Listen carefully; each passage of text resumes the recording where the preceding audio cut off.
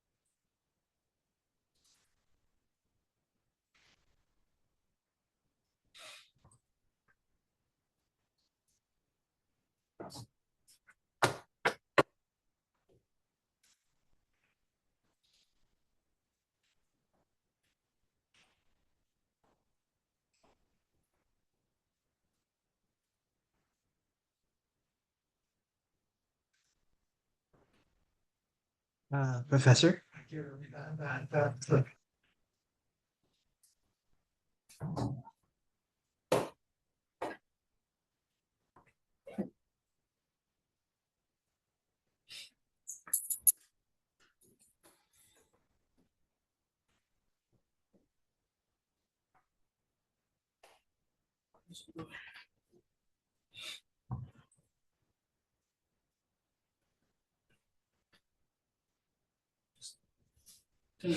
Walk from my car. Oh, yeah. Because I parked by kitchen. Oh, okay. Yeah. There, you're stuck. What about you?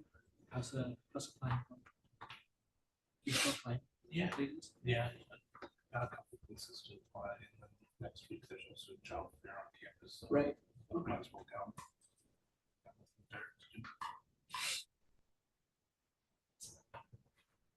Did you get any more comments? Yeah, he said so there's some internships that like a week ago. Okay. Applied to.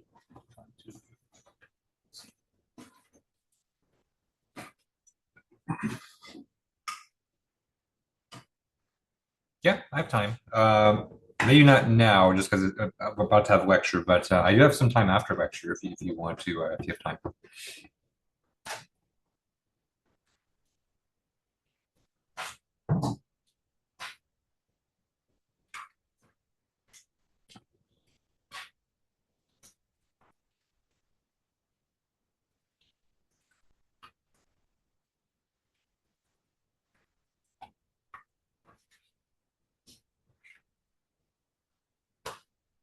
Okay.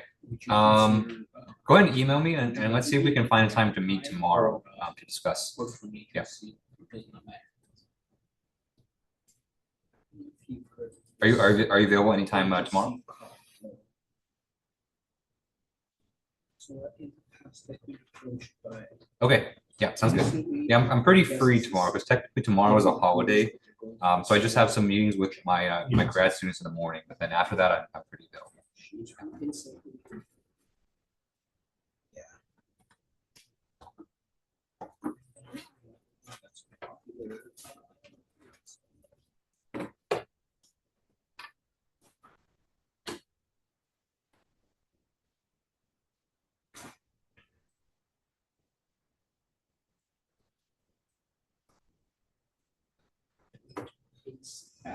A lit.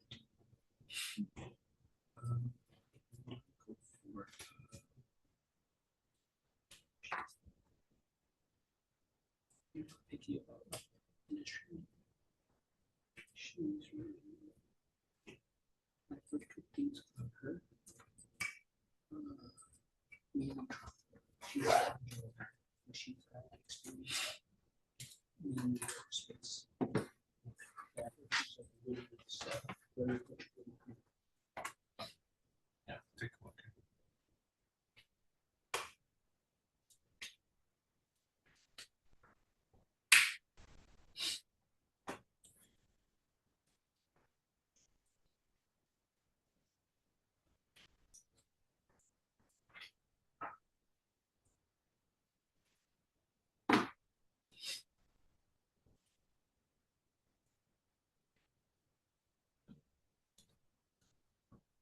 yeah.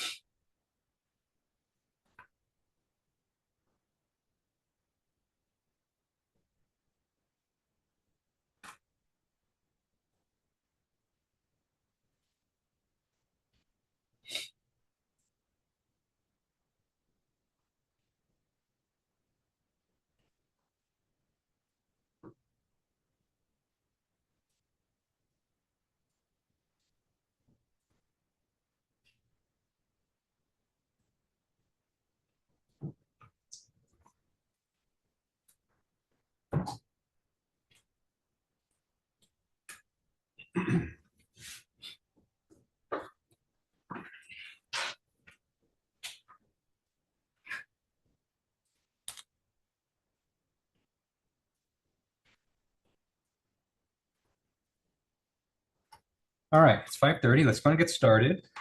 All right, good evening, everyone. How's everyone doing today? Good, good. Hang in there. We're end of week 4, so yeah, things are gonna get busy from here on out. Okay, so plan for today is we're gonna finish up our lecture notes on beams. So I think we have just a little bit more of the example that we started last week, and then or last time on Tuesday, and then we're gonna move on to distributed loading, which will take up basically the rest of class today. Okay. After that, so next week we're going to start talking about frames, but we're not going to talk too much about them because you'll find out very quickly that the frame problems we can't really do too much by hand. So next week will actually be the first time we're actually going to start getting into MATLAB. So we're going to do a little bit of a MATLAB review next week, and then jump into how we actually implement a finite element code, just a very basic one, to help us out with the frame problems. Okay. All right, so that's I think that's about it. Any questions I can answer before we get started for today? I do plan on grading your guys' homework once. I know that's kind of been sitting there for a little bit, but just this week's just been a little bit busy. But I do plan on grading those tomorrow. I say grading them, but like I mentioned before, this class I grade your homeworks based on completion. So I'm going to grade your homeworks, and then I'm going to post the solutions basically right after. So I'm going to try if I see anything anything egregious on your homework, I'll try to leave comments to help you out. But otherwise, it's most of your guys' responsibility to kind of check your homeworks against the solutions that I post. Okay. Although I say that, but I know that most people probably won't look at them until the midterms coming up. So, and that's fine too. Okay. All right. So let's go and get started.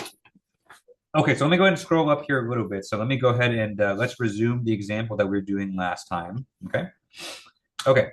So the example that we were looking at last time was this assembly of 3 elements. So we had 2 beams connected in series, And at the end of the beam, we had a spring that's kind of supporting the end of that cantilever beam, okay? And so what we said was that, this beam is subjected to just a single vertical force P, and we are interested in computing all of the nodal deformations like we usually do. And then we also want to compute the reaction forces in this, in this situation as well, okay? Okay, so we went through our standard procedure. So we, computed out the element stiffness matrices for every element here. We saw that element A and B were identical, and so they had the same values of the element stiffness matrix. But the degrees of freedom obviously were different because they're different elements. Okay, and then for element C, which is our spring, we took advantage of the fact that the axial deformation of that spring was aligned with the transverse deformation of the beam. So, we didn't have to pull out the 2D, the 2D formulation for our beam, for our spring. We just kind of did it that way. Okay. Okay. And so we kind of left off right here. So we had our assembly, right? So the main thing to note, and so this was kind of the last point that kind of got cut off near the end, was that, since, usually when we construct these element stiffness or we construct these global systems together, right, we like to factor out any common factors just to kind of help our writing a bit easier, okay? So for beams, right, so we have this common factor of EI over L cubed out in front, okay?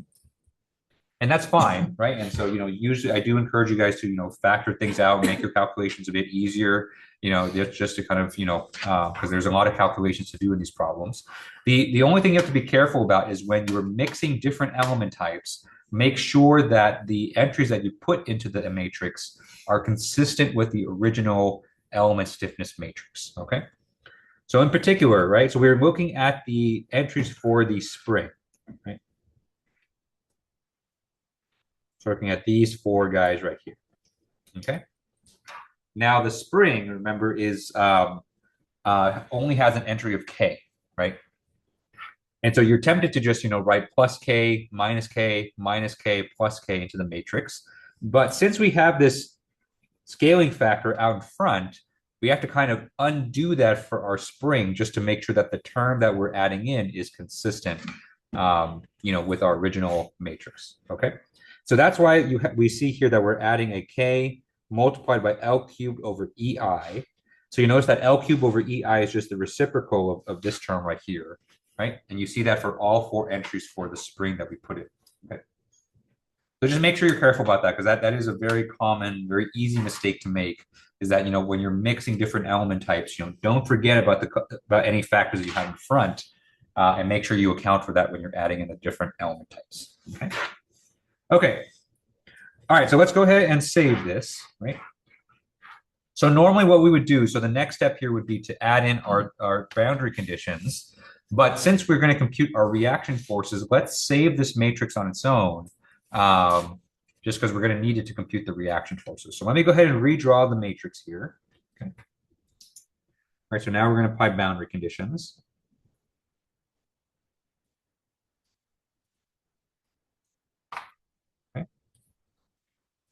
And then for this particular problem, we're going to write our boundary conditions in as a completely separate matrix. So we're not going to add it into our original one.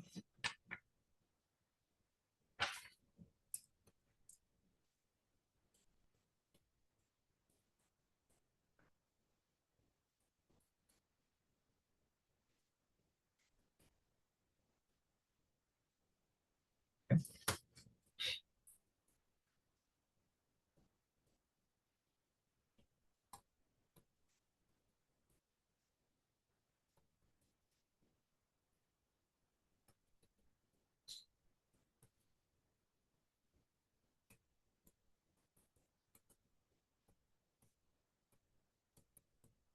Okay.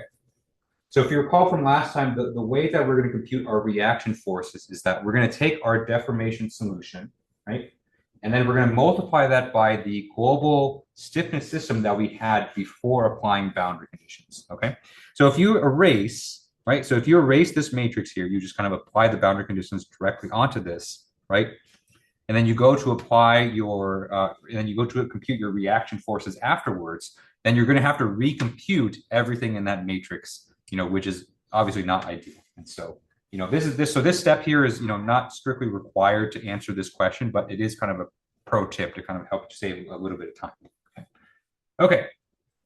All right, so let me go ahead and rewrite the entire matrix here. Okay. All right, so we have our common factor out in front, this EI over L cubed. Okay. And so this is the U or D1Y, theta 1, D2Y, theta 2, D3Y, theta 3, and then D4Y.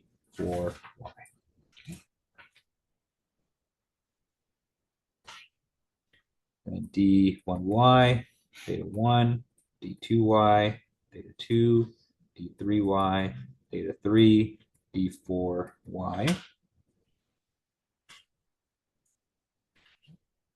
And on the right-hand side here, we have our forcing vector. So F1y, M1, F2y, M2, F3y, M3, and F4y. Okay. All right, so after assembly, we had everything here. So we had 12, 6L, minus 12, 6L, okay, 0, 0, 0, 6L, 4L squared, 6L, 2L squared, 0, 0, 0, minus 12, minus 6L, 24, 0, minus 12, 6L, 0. Okay. So this one's going to look a little bit strange compared to our past examples just because, we don't have the elements boxed in here. But in some sense, it'll look a bit cleaner too because we don't have all those boxes kind of floating around. Okay. Okay.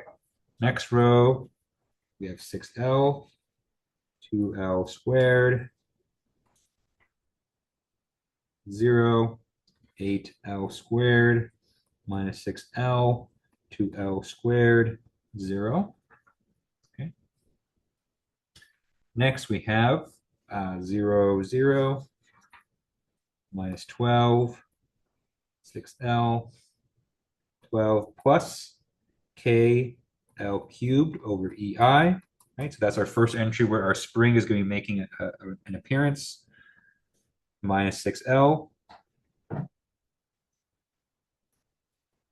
And then minus KL cubed over EI. Okay. 0, 0. 6L. 2L cubed, or 2L squared, excuse me. There's no L cubed in here. Minus 6L. 4L squared, 0. And then we have 0, 0, 0, 0, minus KL cubed over EI, 0, KL cubed over EI. Okay. Okay. Never easier or fun to write these ginormous matrices. Okay. All right, so thankfully in this case, our boundary conditions are fairly straightforward. So we just have kind of, two constraints and a single mode. Okay. All right. So I feel bad for making you guys write this whole thing down again because we're going to erase quite a bit of this. Okay. Okay. So let's start with our constraints here. So first thing we have is we have our fixed constraint on node 1.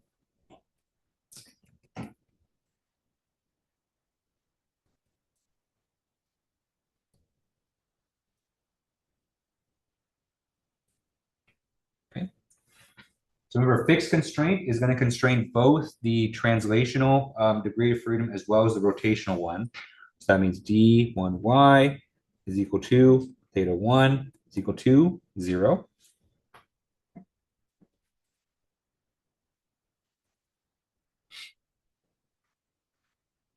Right, and so what that's going to do, that's going to knock out the first two rows in our matrix. right? And so because those are the rows that correspond to those degrees of freedom.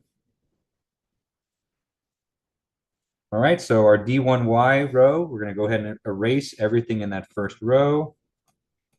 Okay. We're going to turn every entry into a 0 except for the diagonal entries. We're going to put a 1 in the diagonal and then zeros everywhere else. Okay. And then on the right-hand side, we're going to turn that into a 0 as well.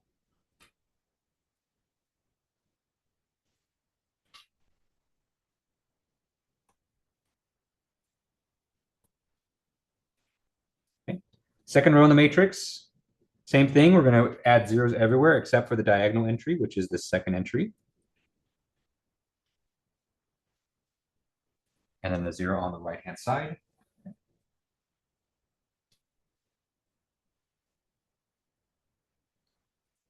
Okay, so that is our first constraint. Our second constraint is that we also have a fixed support at node 4, but node 4 was only connected to the spring. Okay.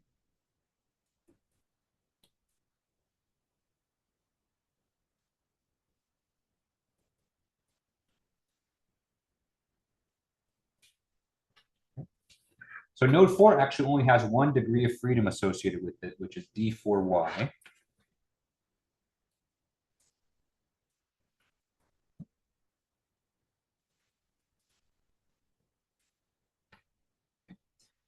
Right, so that means that's going to be the last row in the matrix. That's the row that's associated with D4Y. So once again, we're going to eliminate everything here. You don't have to eliminate the zeros. I'm just doing it just to make it all the same color. Okay. So we have 0, 0, 0, 0, 0, 0, 1, and then 0 on the right-hand side vector. Okay.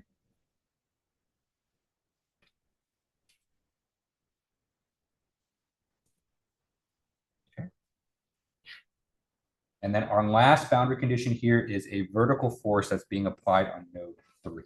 I'm going to use a different color for that. Let's use green.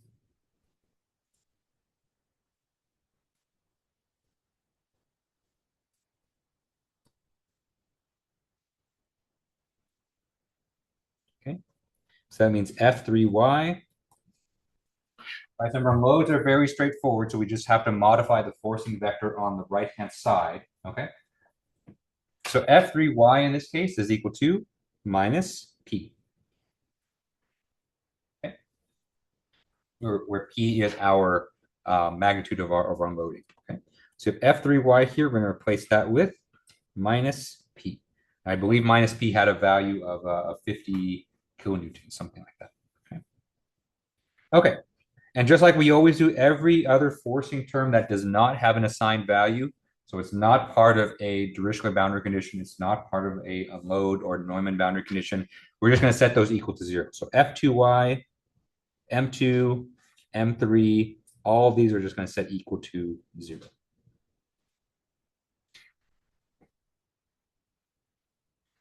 All right, good. All right, so now that we've applied our boundary conditions, we are ready to solve. So we can go ahead and plug everything in. So that means plugging in for all of the property values in the matrix, plugging in for the value of the force, obviously. And so if you solve this in MATLAB, okay, you get the following results.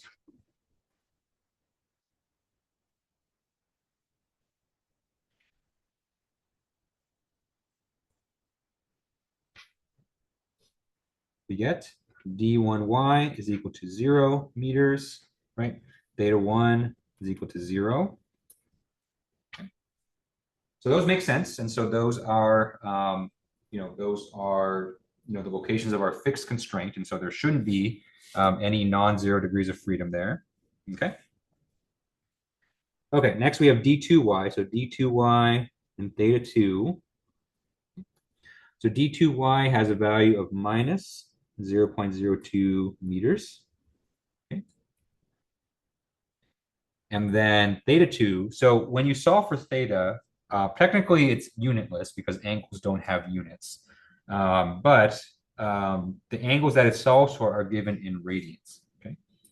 So that is a minus 0.012 radians.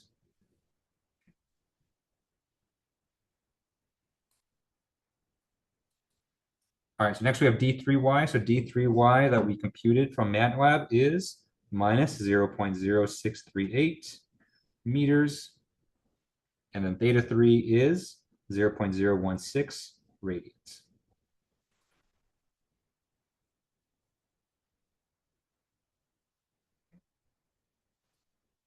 And then finally, we have D4y. And D4y, obviously, since it's at a fixed constraint, we should get D4y is equal to 0. All right, and so that's our solution. So all of this here, these are our nodal displacements for this system.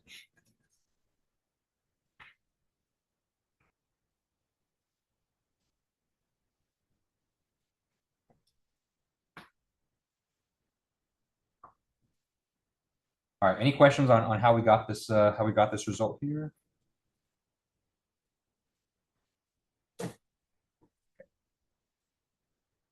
Okay, good. All right, so last thing we'll do before we move on to distributed loading is, let's compute our reaction forces, okay?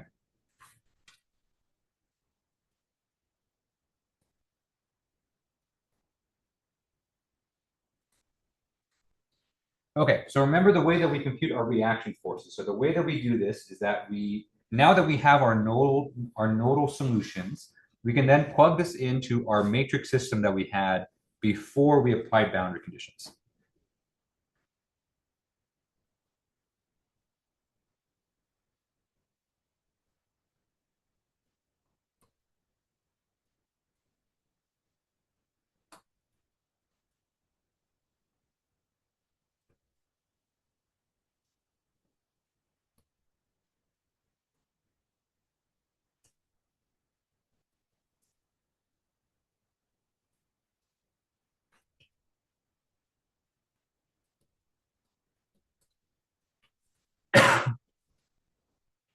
Okay, so remember that's why we saved it. And so, if we go scroll back up here, right? So we have this system here, right? So when you plug in your nodal solutions, you're essentially going to just do a matrix vector multiplication because now we actually have the values for everything in this vector right here, okay? Because that's what we just solved for. And so we plug in basically everything we solved for into this vector. We multiply it by our matrix, okay? And then in that case, what you're actually solving for is that you're solving for everything in this forcing vector, okay?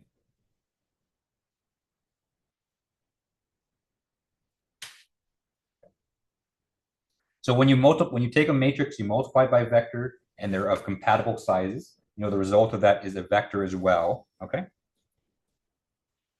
Okay, and so if you do that, then you get the following results, and then we'll kind of break this down a little bit once we get there.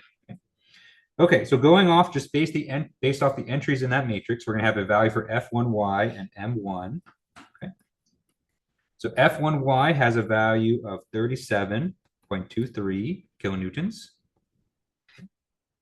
M1 has a value of minus 893.62 kilonewton meters. Okay.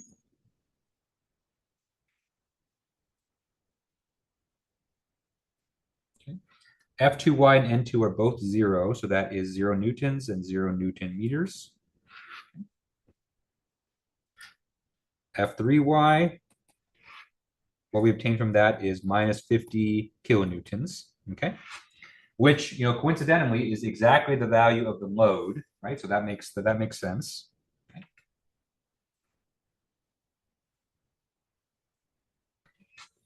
M3 is equal to 0.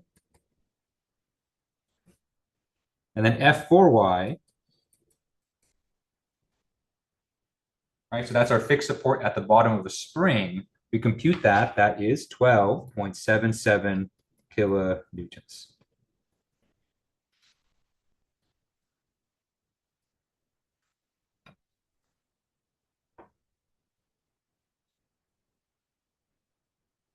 Okay. Good. All right, so let's look at this result here and let's kind of pick it apart and kind of see what we can notice, right? So let's look at the forces first, because the forces are a little bit more easy or more straightforward to look at, right? So let's look at all the entries where we have a non-zero reaction force, right? So we have a non-zero reaction force at node 1. a non-zero reaction force at node 3, and a non-zero reaction force at node 4. Okay. I guess we have more non-zeros than zeros. So we have one node where we have a zero reaction force. Okay. Okay. So let's look at node 3 first, right? So node 3, right? Node 3 has a reaction force of minus 50 kilonewtons. Okay. So that amount there, that is exactly the amount of load that we applied on this system. Okay. So that's one good way to kind of check your answer, just to make sure that it's legitimate, that, you know, wherever you have a load applied, when you compute the reaction forces, you should be able to get that exact load back from your calculations. Okay. So the fact that for this problem, we applied a load of minus 50 kilonewtons on node 3, that means we should get that in our reaction forces when we compute them. Okay. So computing reaction forces, you know, even if it's not explicitly required in the problem, it is still useful to compute sometimes, so that it gives you a nice way to kind of check your answer to make sure that it satisfied all of the conditions for the problem. Okay. Okay. Now let's look at nodes 1 and 4. So nodes 1 and 4 are unique because these are where our fixed constraints were applied. So these were our, some kind of constraint was applied. Okay. We can say this is where a constraint was and a constraint was. Okay. All right, so remember how we defined reaction forces. So reaction forces are basically external forces that are applied onto your system to model kind of any kind of external effect, right? So whenever you have a constraint applied on your system, even if we don't explicitly compute it, in order for that constraint to hold your structure in equilibrium, it does have to apply some force, okay? Now, you know, the amount of force that it must apply is that it must apply enough force to balance out the minus 50 kilonewton load, okay? So if you add these together, right? So if you add F1y and F4y together, right? So you can probably see right away that F1y plus F4y is equal to 50 kilonewtons, okay? Which is exactly enough to counterbalance out the load that we're applying, okay?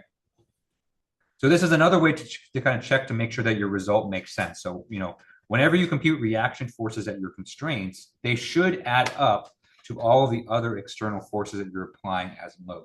Otherwise, you don't have a structure that's in equilibrium, okay?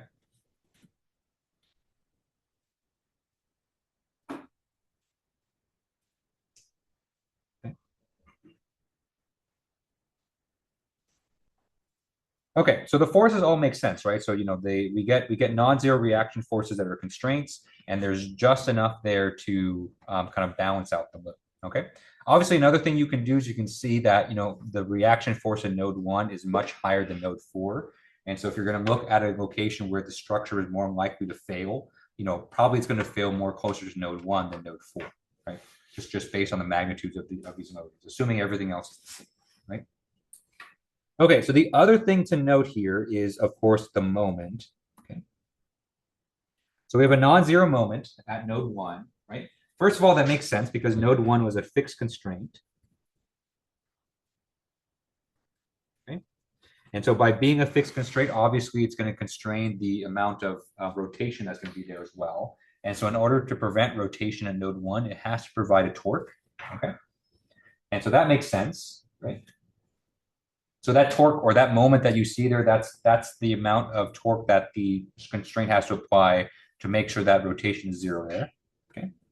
Probably the part that doesn't make as much sense is the fact that there's nothing in the system here that's balancing it out, right? And so just kind of thinking about how we understand kind of angular momentum, right?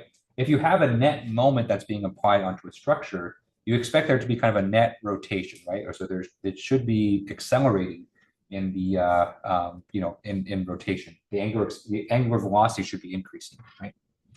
But you know, this is not the only way that we can use to compute moment, right? Sorry.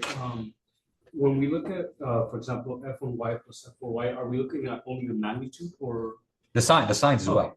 Yeah. So the signs are important because, you know, for F3y, that's a minus 50 kilonewtons. So that means a downward force. Okay. And so the fact that we got positive forces for F1y, F4y, that means the reaction forces are pushing up.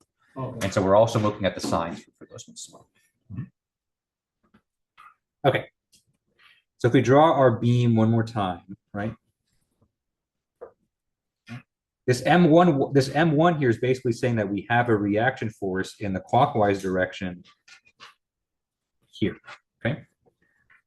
So by itself, right, if we have just a net moment on our structure, that means our structure should rotate, right? But we have other forces that are being applied on the structure as well, right? So we have F1y, we have F4y, and of course we have our mode P, okay? Now, if you think back to the definition of moment, right? So moment is equal to a force multiplied by the moment arm of that force, okay? So, this moment here is reflecting the fact that, yes, we do need a moment there to prevent rotation, but also these forces here, this force P and this F4Y, these are also going to cause a moment relative to the location of the constraint. Okay?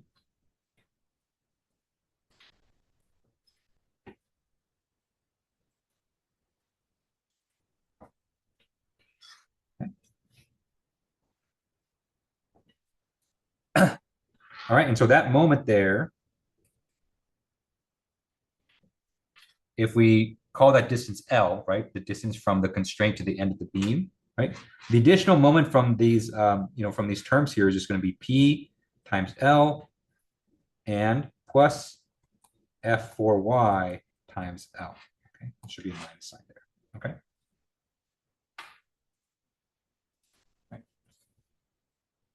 The F1y does not contribute to the moment in this case because the moment arm from F1y to the constraint is 0. Okay. And by the way, I chose the location of this fixed support to sum the moments around, but you can technically choose any point in the structure because this moment here is a point moment. So that means you can kind of move it around to whatever location that you want. That's most convenient. Okay. And so the kind of the upshot for that is, you not all the time you're going to see the moments cancel each other out, right? Absolutely, the forces, when you compute the reaction forces, they should sum up to 0 because there should be no linear movement in your structure. But the moments, it may not be as easy to see them sum up to 0 because the forces are also contributing to the moments through this kind of moment equation right here. Okay. So usually, if what I tell people usually is if the forces all kind of add to 0, and that's usually good, and that's usually good enough just to kind of check your answer. Don't worry about the moments all too much. It's useful to know, right? It's useful to know that there is a net moment at these fixed constraints, which you expect there to be because they're constraining the rotation. But don't worry too much about the values, just because you're going to have contributions from the other forces as well. All right. Any questions on this? Okay. All right. Okay. So let's go ahead and move on to the last topic for beams, which is this idea of distributed loading.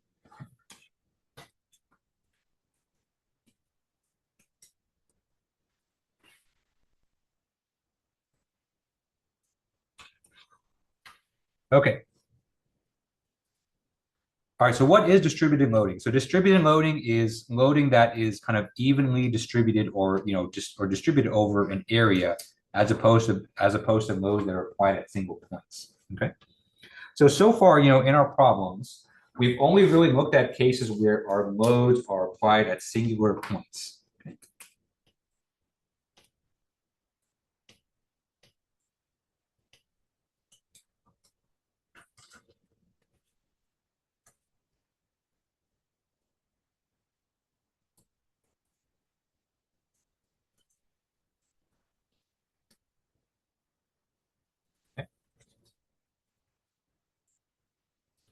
But in reality, there are a lot of situations where you have loads that are distributed over either a length, an area, that we need to account for.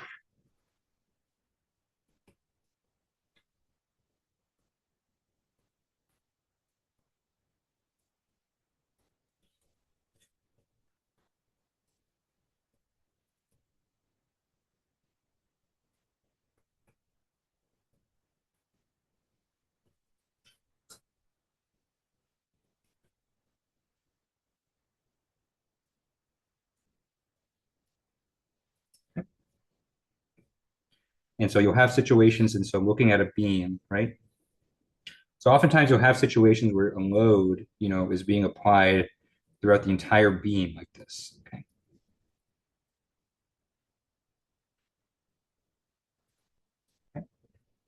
So oftentimes the load function will be given by, some function w of x. Okay. So that w of x basically tells you, how much load is being distributed across that structure. Okay. So usually this wx has some kind of units. So, if you're talking like distributed over an area, this has units of pressure, right? But in the 1D problems that we're looking at, this is usually given by in terms of force per length. Okay.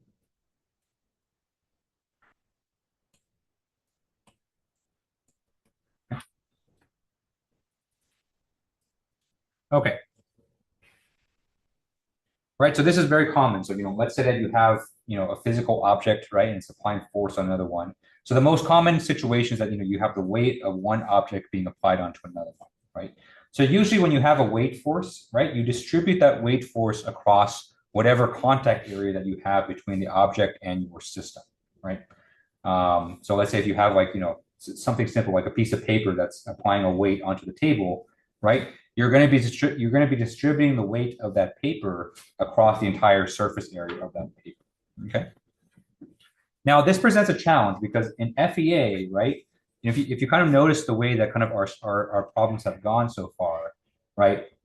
The only way that we can apply forces on our structure is if those forces are applied directly at the nodes in which we're computing. Okay.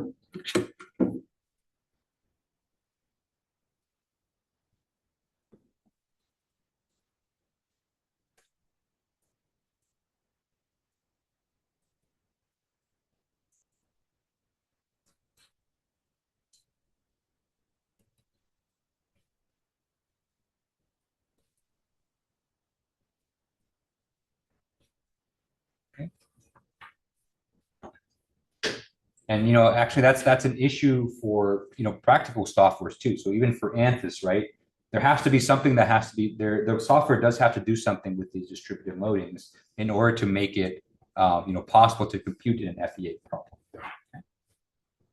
Okay, so what's the solution here? So the solution, right?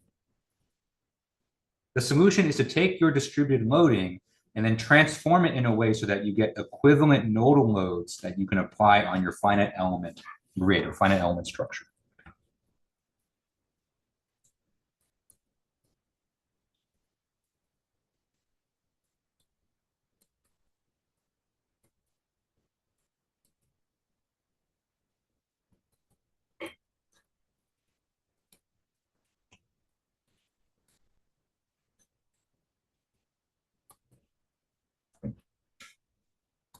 Okay.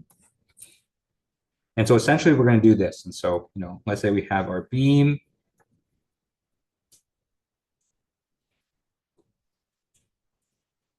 Right? So our beam is subjected to some kind of distributed loading, just like this. Okay.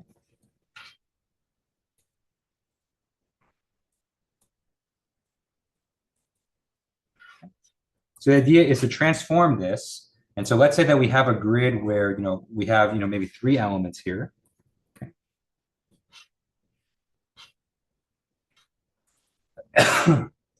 Excuse me. Okay. So we have node 1, node 2, node 3. Okay.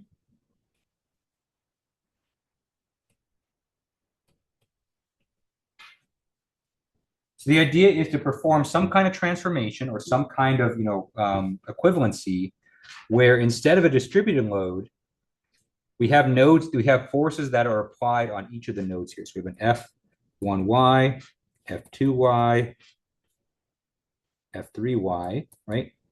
So that's kind of more what we're used to. So we're more used to forces being applied on nodes just like this, okay? And maybe we have some moments too. So maybe we have, moment 1, moment 2, moment 3, okay? And so the idea with this section is, if we can apply some kind of transform such that the values of F1y, F2y, F3y, M1, M2, M3, right? If those are equivalent to our previous distributed loading.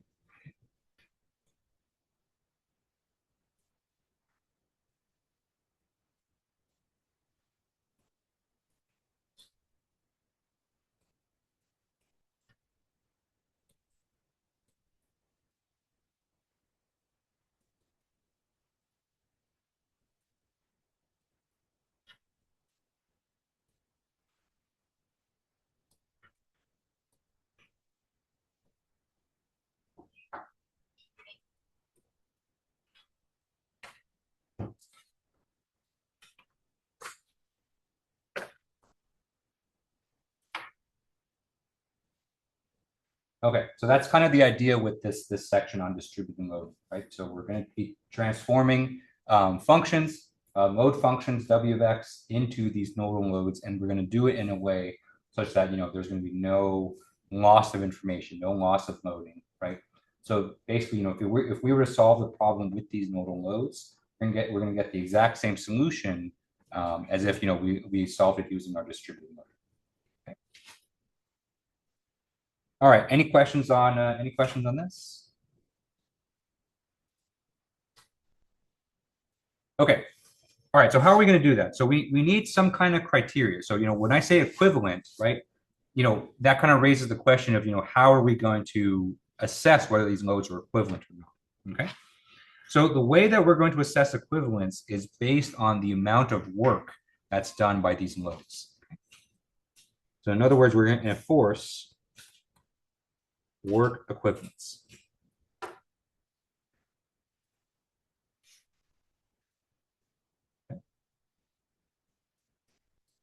Okay, so let's kind of remind ourselves, how do we compute work? So work, right?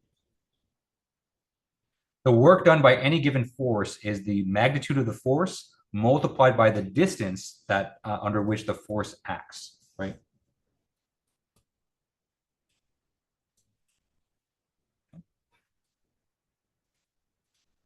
I know in physics there are a bajillion equations where we have force times a distance, right? So it's like, yeah, that's our Hooke's law.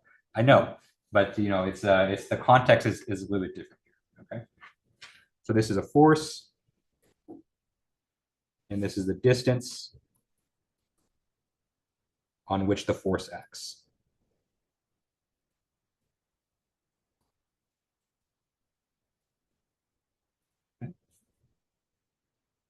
Okay, and so with that in mind, we can compute the amount of work that's done by both sides of our system here. So we can compute the work that's done by our distributed loading and the work that's done by our nodal loading.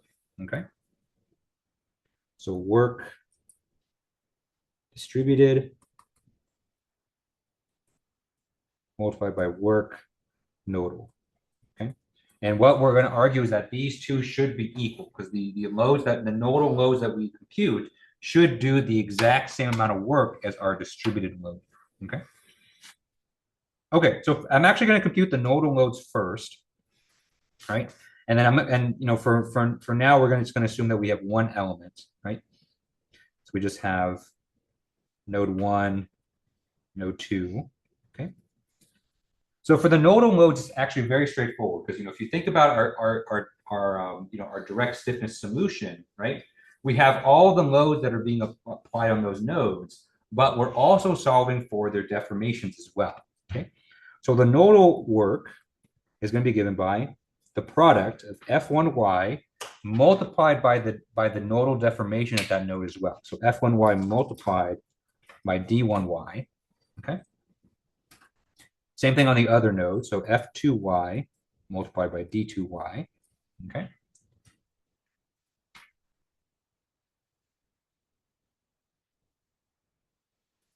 Okay.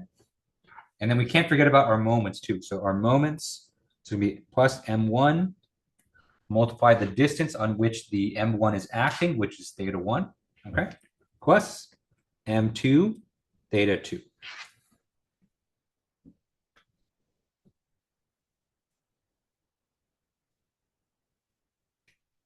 Okay. Now, what is the expression for the work of the distributed mode? Well, since that distributed mode is a continuous function, right? In order to compute its the absolute value of the work done, we actually need to integrate this. Okay? So our work distributed is equal to our mode function, W of X. Okay. So remember, this is our mode function. Okay. So this is the function that had units of force per length. Okay. We're going to integrate this over the length of the elements. We're going to integrate it from 0 to L, okay, dx. And then we're going to multiply that by the function that corresponds to the transverse displacement of that beam. Okay, so this is going to be a dy of x. Okay. So this function here is the deformation of the beam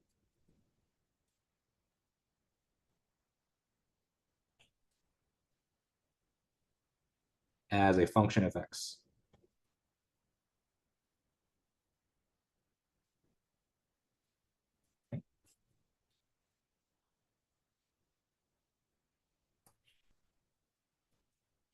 All right, so that equation there, that is the kind of the central equation that we're going to use to convert distributed modes. Okay. Okay.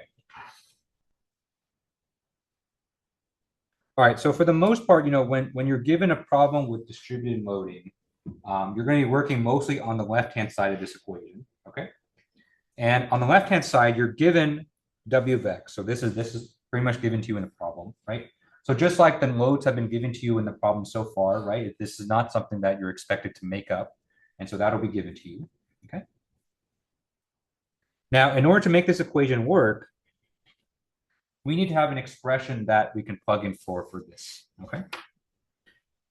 Okay, so let's see how we actually compute that function there.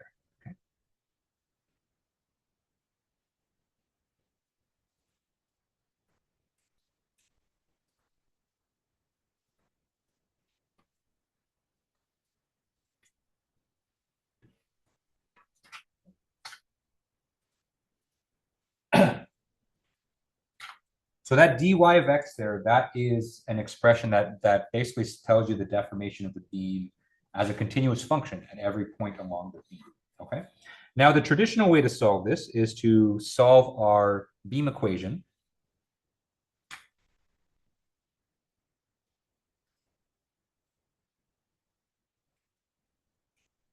Okay?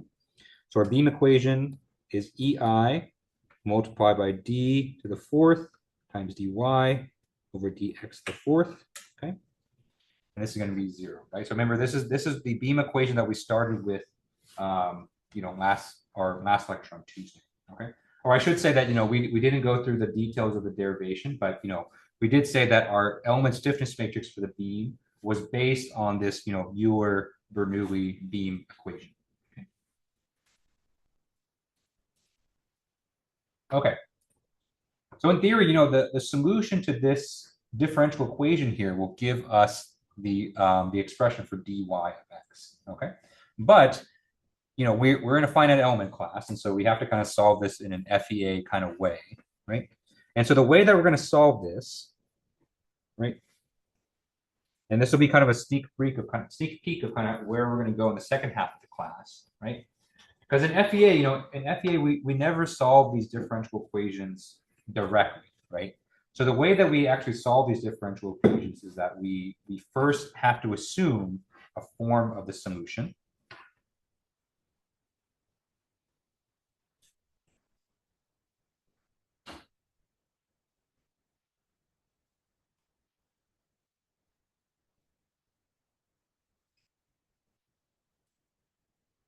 Okay. Right, and so if you compare this to kind of your typical math class, this is kind of a backwards way to do it. Because, when you have a differential equation like this and you solve it kind of in a traditional way, the form of the solution is just whatever form of the solution is. But in FEA, we kind of do it reverse, where we say that, we see this problem, right? We're going to assume that our solution takes a certain form and then, move forward under that assumption, okay? All right, so for this problem, since we have a fourth order differential equation, the simplest solution that we can have for this is if our solution here was a cubic function. Okay.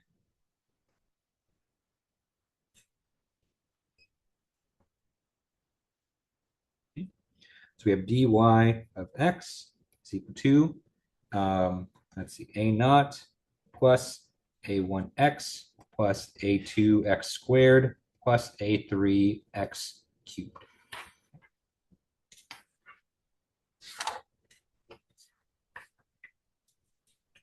Okay. So that is the simplest function that can satisfy this differential equation, okay? Where the a0, a1, a2, a3, those are all arbitrary constants, okay? Okay. Now, there's a number of ways that we can go about this, right? But let's look back and see kind of why we're even doing this to begin with, right?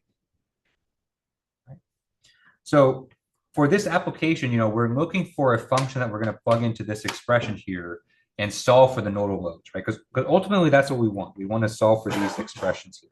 So F1y, F2y, M1, M2. Okay. Okay. So it would be great, right, if we can, formulate the left-hand side such that it has some similarities to the right-hand side. Okay. So what if we take our assumed solution here, okay, this cubic function, and let's formulate it in a way such that it matches our nodal solutions for our finite element solution.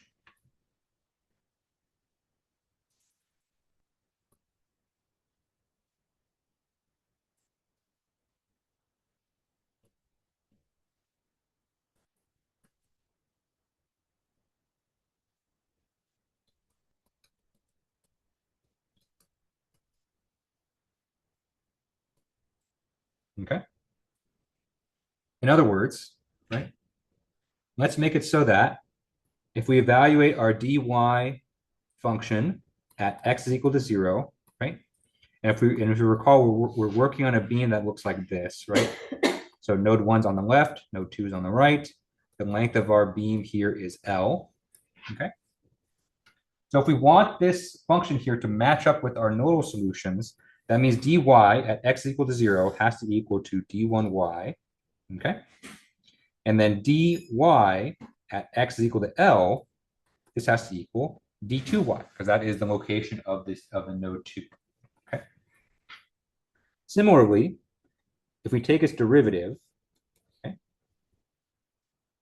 right, taking the derivative of a deformation function here will give you the kind of the angle. So in other words, that gives you the rotation. So that should be equal to theta 1. Okay. And we do the same thing on the other side.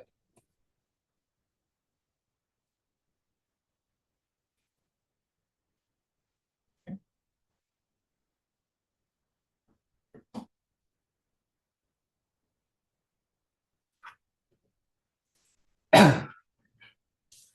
All right, so now we have basically four boundary conditions that we can use to apply to our problem here. And that will be able to let us solve for A0, A1, A2, and A3. Okay. Okay. So I'm going to skip the math for that just because I do want to make sure I get one example in with distributed loading. But just know that these four conditions here are used to solve for this coefficients. Okay. And so if you plug all that in, right, you get the following expression for dy of x. Which is not a pretty expression by any stretch of the imagination, but it is one that works for our purposes. Okay? So dy of x is equal to quantity 2L cubed, 2 over L cubed, multiplied by d1y minus d2y plus 1 over L squared, theta 1 plus theta 2 x cubed plus, okay. So that entire thing in the square brackets here, that's A3, okay. All right, that's plus minus 3 over L squared multiplied by d1y minus d2y, okay, minus 1 over L 2 theta 1 plus theta 2, okay, all multiplied by x squared. Okay.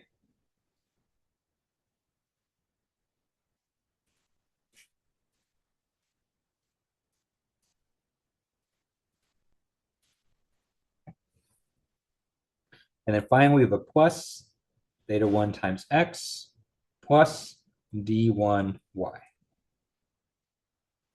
right, so quite a doozy. Okay.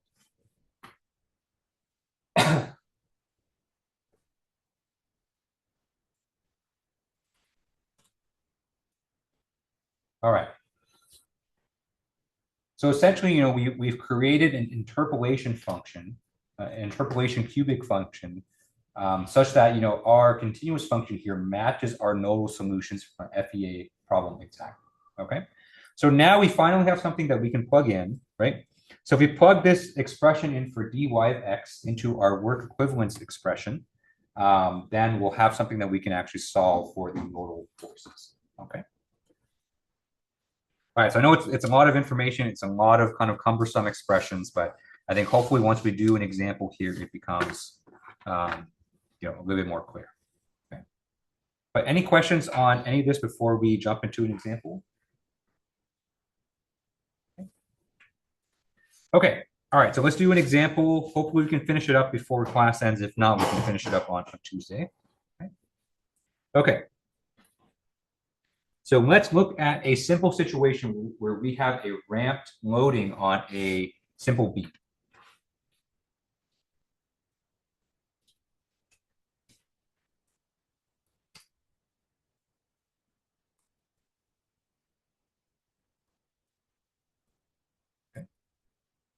Okay, so ramp loading basically looks like this. We have our beam. Okay. Simply supported. We're not going to solve for any FEA solutions here. We're just interested in the nodal loads. Okay, and then our load looks something like this. Okay, so it's a ramp, so it ramps up linearly like that. And it goes down just like that. Okay, so our load function W of x is equal to 5,000 times x. Okay, so we have a linear function, so it increases linearly in x along the length of the element. Okay, all right, so what we want to do, right? Since this is a distributed load, this is not one that we can use directly into our direct stiffness method. So what we're going to do is we're going to compute the equivalent nodal loads at the two endpoints of the beam.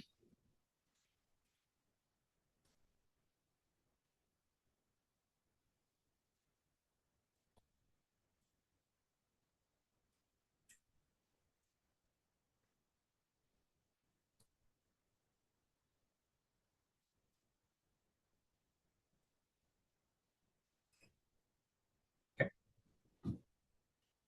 Okay. So fairly straightforward application of the theory that we've kind of just been talking about. Okay. Okay.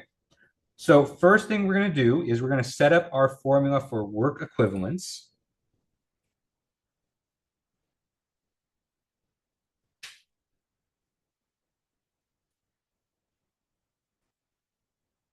Okay. So work equivalence formula states that we have an integral from 0 to L of W of x multiplied by dy of x times dx is equal to f1y d1y plus f2y d2y plus m1 theta 1 plus m2 theta 2. Okay.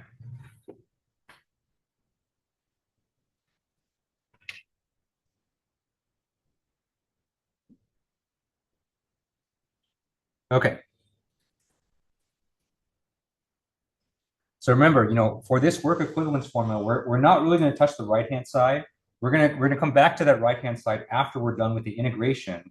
But for now, we can leave that kind of right-hand side alone. Okay. So let's focus on plugging in our W of x in for this left-hand side. Okay. And we're going to take our generic dy of x formula, and we're going to plug that in for dy of x there. We're going to evaluate our integral.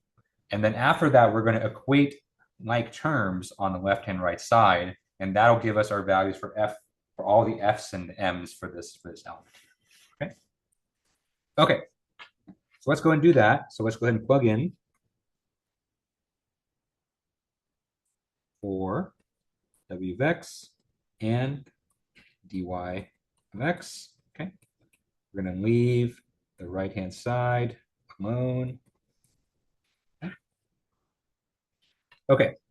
Oh, and by the way, the length of the beam, I forgot to mention, the length of the beam is 1 meter. Okay. Okay, so basically wherever you see L, we're just going to plug in 1 in for that. Okay. Okay. But before we do that, let's go ahead and plug in the expressions directly, and then we can kind of plug. All right, so we have integral from 0 to L. first thing we have is our Wx function. So our mode function here is 5,000 times x. Okay.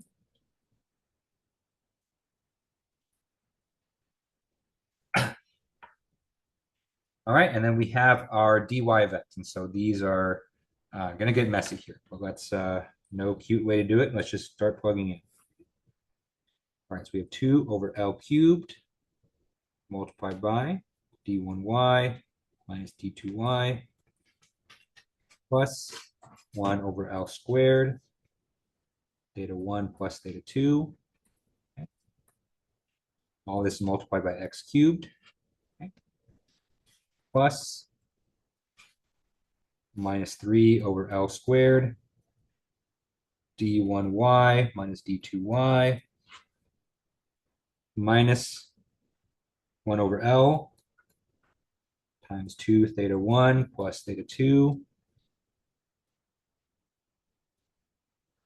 This is multiplied by x squared plus theta 1 times x plus d1y.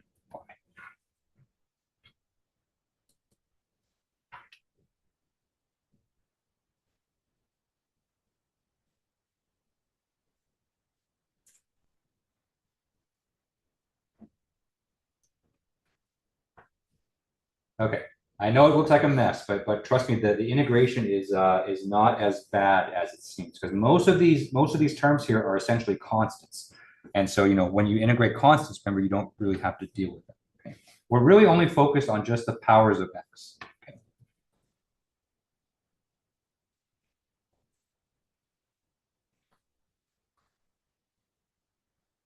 Okay. All right, so before we start integrating, let's go ahead and simplify. So first thing I'm going to do is I'm going to take this 5,000. I'm going to go ahead and move it out of the integral. Okay.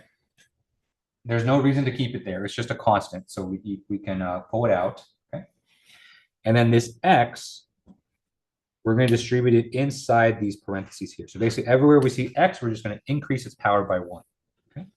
All right, so we're going to simplify.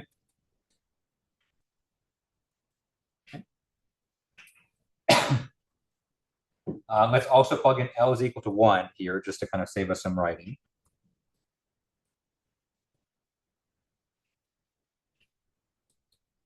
Okay. All right, so we go ahead and do those 2 steps. We get 5,000 integral from 0 to 1 of 2. So we have 2 over L cubed, but if we plug in L is equal to 1, that's just 2 over 1 cubed, which is just 1. So that's 2 times d1y minus d2y plus 1 times theta 1 plus theta 2. Okay. We distributed the x on the inside, and so instead of x cubed, we have an x to the 4th. Okay.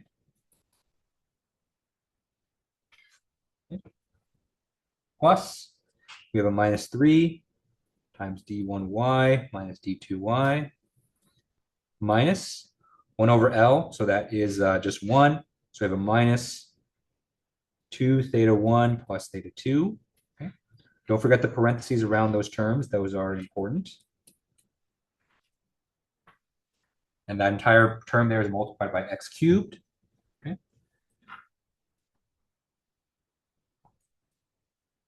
All right, and then we have the last 2 terms. So we have plus theta 1 x squared plus d1y times x dx. Okay.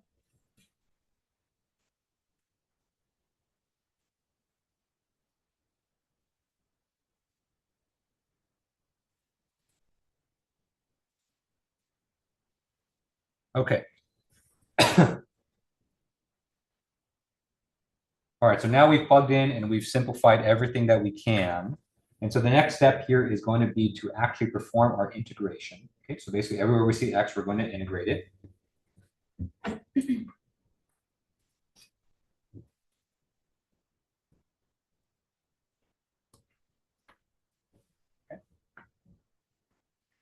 All right, so let's go ahead and do that.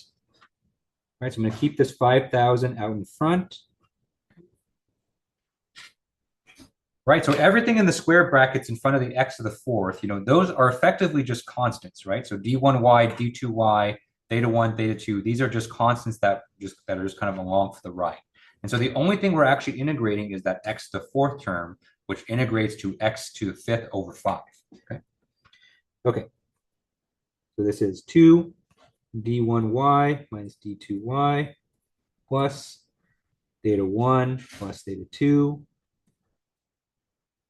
multiplied by, we integrate the x, we get x to the fifth over 5, okay, plus minus 3 multiplied by d1y minus d2y minus 2 theta 1 plus theta 2, don't forget the parentheses, okay.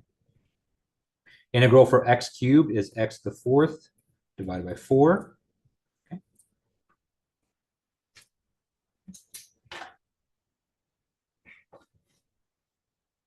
Down at the bottom here, we have a theta times x squared. So integral of that is going to be theta 1 x cubed over 3. And then finally, that last term, that d1y times x, we integrate that, we get d1y times x squared over 2. Okay.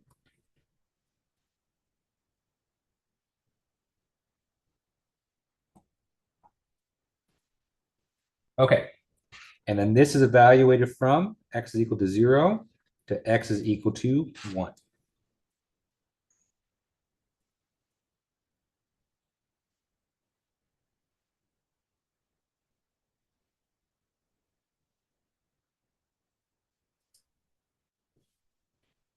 Okay.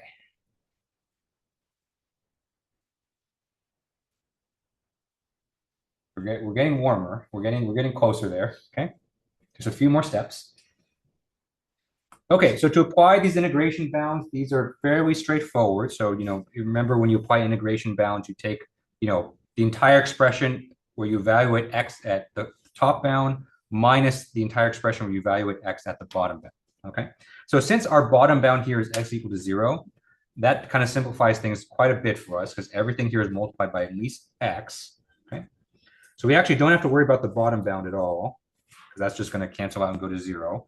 So we're just going to evaluate this entire expression at x is equal to 1. Okay. Okay. So we do that. We're going to evaluate bounds. Okay. So we have 5,000 multiplied by 2 d1y minus d2y plus theta 1 plus theta 2. Okay. X cubed over 5 evaluated at x is equal to 1 is just 1/5. Okay. Plus minus 3 d1y minus d2y minus 2 theta 1 plus theta 2, okay, multiplied by 1/4, okay, plus theta 1 divided by 3 plus d1y divided by 2.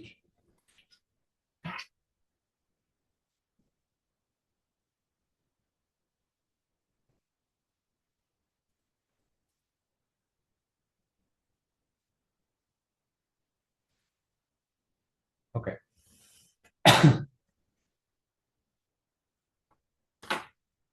All right, next step, which is the trickiest part, and I know that there's a mistake in my notes, so I'm going to be doing this on the fly. Okay. So next step is to basically distribute all the constants throughout, right? And eventually we're going to group the like terms according to d1y, d2y, theta 1, and theta 2. Okay. So next step is to distribute. Let's do that first because the distribution can be kind of messy. Okay. Okay. So basically we're going to distribute everything so that we have just individual terms for each of the following. Okay. Okay. So actually I'm going to leave the 5,000 out in front just because it's convenient. Okay. All right, so first term here, we have 2 over 5 times d1y minus 2 over 5 d2y plus 2 over 5 theta 1 plus 2 over 5 theta 2. Okay. or excuse me. I'm sorry, I made a mistake already just because of my parentheses. Very easy to make these mistakes. Okay, so for the theta 1, theta 2 terms, because I missed a parentheses on that term there, these should be 1 over 5, theta 1, theta 2. I apologize.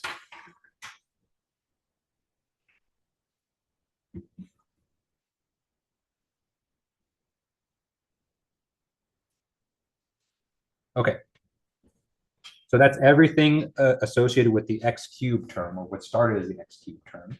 Okay. All right, next we have a minus 3 over 4 multiplied by d1y, okay, plus 3 over 4 d2y, okay.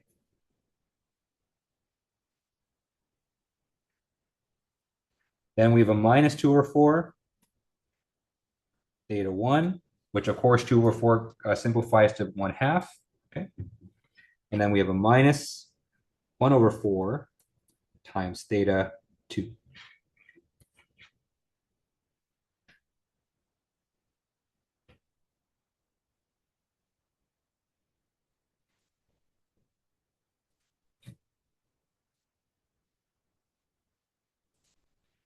All right, and the last two terms are fairly straightforward. So we have a plus 1/3 theta 1 plus 1/2 d1y.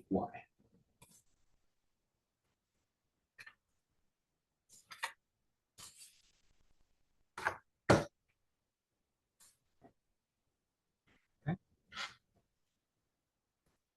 All right, so let me just double check I did everything correctly here. So 2/5 minus 2/5, 1/5, 1/5, and minus 3/4 plus 3/4 minus 2 over 4 minus 1 over 4. Okay, everything seems good. Okay. Okay. All right, so now that we have this, next step is that we are going to combine all the like terms together. So everything that is same terms of like d1y, d2y, theta 1, theta 2, we're going to combine all those together.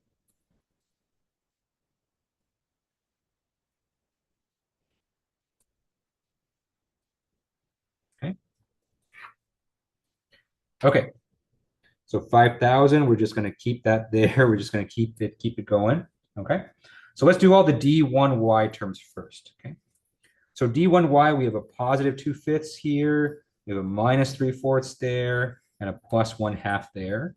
Okay. So we have a 2/5 minus 3/4 plus 1/2. Okay. d1y. All right, next we have d2y. So d2y, we have a minus 2/5, a plus 3/4, and I believe that's it. Okay. So we have a minus 2/5 plus 3/4 d2y. Okay. By the way, if at any point you wanted to multiply the 5,000s, you're kind of just sick of fractions, you can multiply the 5,000s at any time. That's no problem. Okay. Okay, next we have the theta 1. So theta 1s, we have a positive 1/5, we have a minus 1/2, and we have a plus 1/3. Okay. So we have 1/5 minus 1/2 plus 1/3, theta 1. Okay. And then we'll use green. Okay.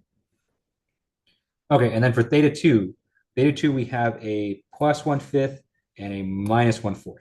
Okay. So we have a 1/5 minus 1/4 times theta 2. Okay.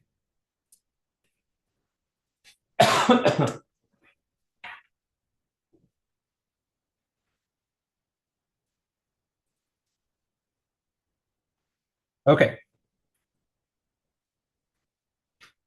All right, so now we have some fractions to add up. And so let's go ahead and do that. And so first we have the d1y. So we have 2/5 minus 3/4 plus 1/2, right? And so this is going to be these two combined to a minus 1/4. And so we have a 2/5 minus 1/4. Common denominator there is 20. And so we have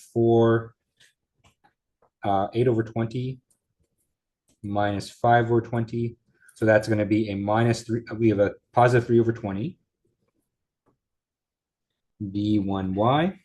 Okay. All right, next we have d2y. So d2y, we have a minus 2/5 plus 3/4. And so that is 15 over 20, 8 over 20 minus. So that's going to give us a positive 7 over 20 d2y. Okay. All right, next one we have here is theta 1. So theta 1, we have a 1/5 plus 1/3 minus 1/2. I believe the common denominator here is 30. And so we have a 6 over 30 minus 15 over 30 plus 10 over 30. And what does that leave us with? That leaves us with a 1 over 30, theta 1. Okay. And then for theta 2, we have a 1/5 minus 1/4. And so that is, again, a common denominator of 20. And so that's 4 over 20 minus 5 over 20. So that is a minus 1 over 20 theta 2. Okay.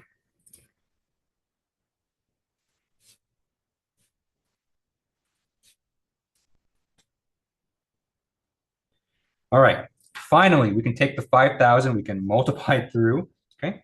And so we do that, we get 750 d1y plus 1750 d2y plus 500 over 3 theta 1 minus 250 theta 2. Okay. Okay. And I promise you we're done. I know this was kind of a long problem, right? Because remember, we spent this whole time evaluating that integral on the left-hand side. But if we go back to our work equivalence formula, right? We said that this is equal to this sum right here, right? So that means this is equal to f1y d1y plus f2y d2y plus m1 theta 1 plus m2 theta 2. Okay. And so just by looking at the like terms here, we can see that in order to find our equivalent nodal loads, F1y has to be 750, F2y has to be 1750, M1 has to be 500 over 3, and then M2 has to be minus 250. Okay. So these right here, these are the equivalent nodal loads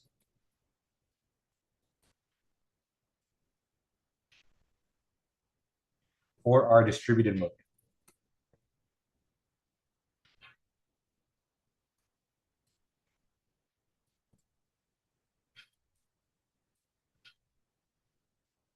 Okay. All right. I know that kind of got a little bit hairy at the end, and I kind of had to rush a little bit to make the time.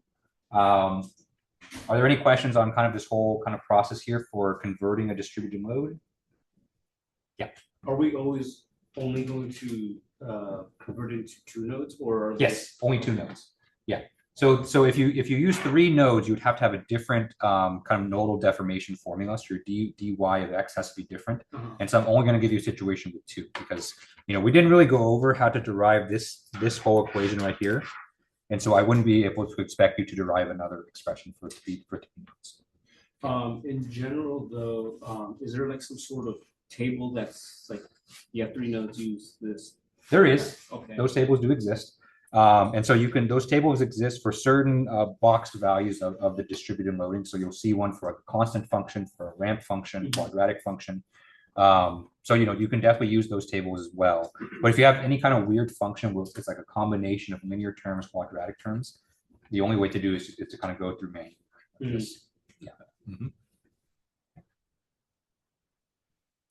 All right. Any other questions? Okay, all right, that's all we got time for today. So I apologize for going over for a bit. Hope everyone has a good weekend, and I will see you guys on Tuesday.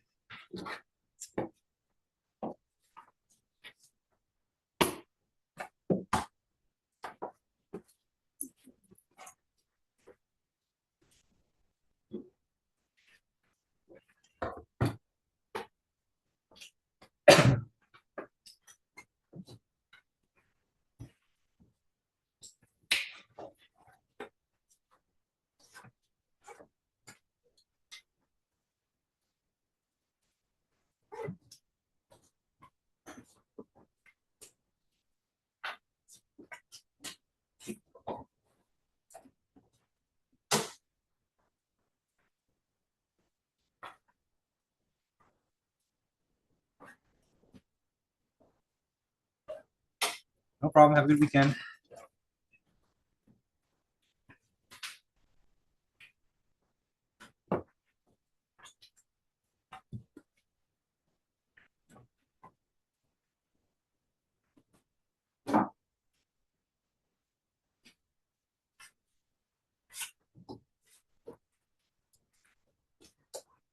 How's it going?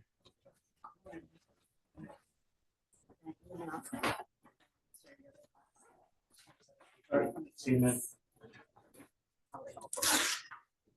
Hopefully this last semester was so crazy. We had so many. Hopefully this semester is good. Chill. Springs are always because I'm the students graduating. Yeah. Louis, any final questions before I wrap up the Zoom call?